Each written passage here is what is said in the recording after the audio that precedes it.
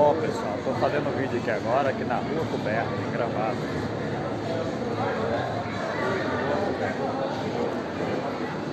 A galera tirando foto aqui.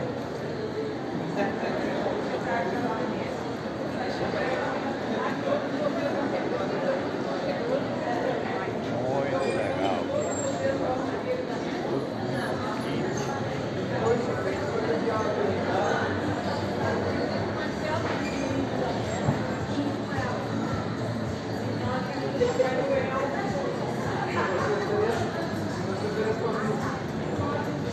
Aqui na Rua Coberta, em Gramado.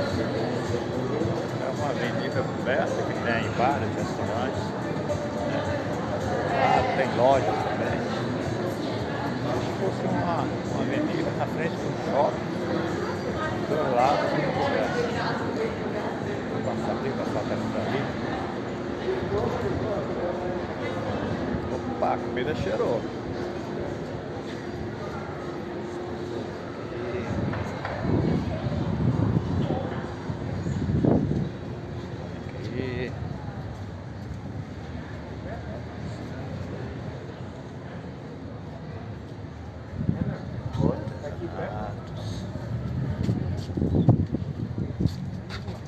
Até os relógios ainda que é invocado.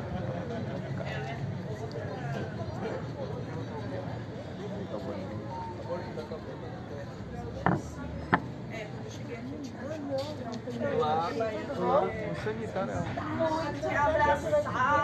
Muito abraçado. Ele fez que você vai contornar ela e deixar Tá bacana. Põe a casa de terra. Ah, pode fazer na frente, ó. Beleza.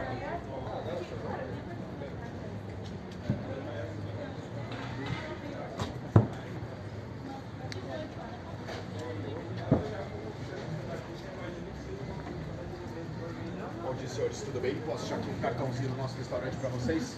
Trabalhamos com a tradicional sequência de fundinho, opções de pratos à la carte também. Show de bola. Beleza, velho? Eu que agradeço, senhor.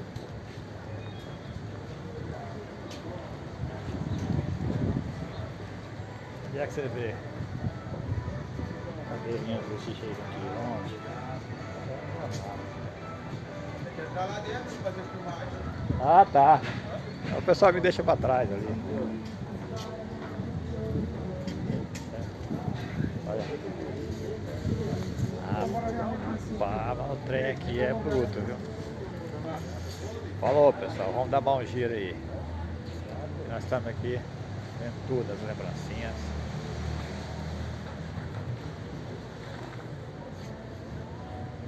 Dá uma pausa aqui.